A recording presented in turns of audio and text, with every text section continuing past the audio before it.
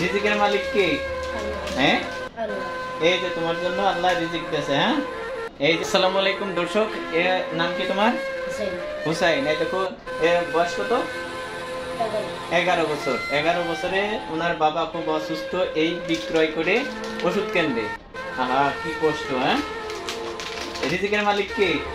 হ্যাঁ, এই যে তোমার জন্য আল্লাহ রিজিক দিয়েছে। হ্যাঁ, এই যে তোমার জন্য আল্লাহ রিজিক দিয়েছে। হ্যাঁ হ্যাঁ দর্শক, যারা ভিডিওটা দেখছেন শেয়ার করে দিবেন, যাতে এটার থেকে যা ইনকাম হবে।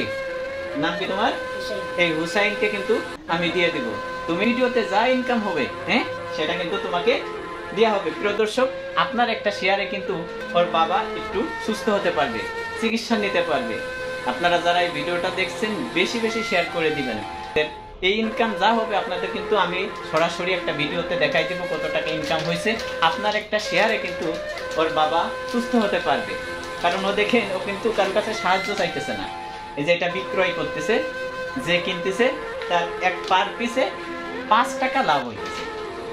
তা আপনারা যারা দেখছেন ভিডিওটা অবশ্যই শেয়ার করে দিবেন, কেউ দেখতে পারে।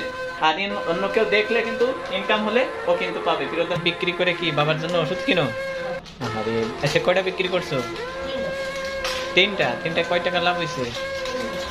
15 টাকা। আচ্ছা, তাহলে মনে করো তোমার এখানে কয়টা আছে? গনো গনো গনো। হ্যাঁ, গনো।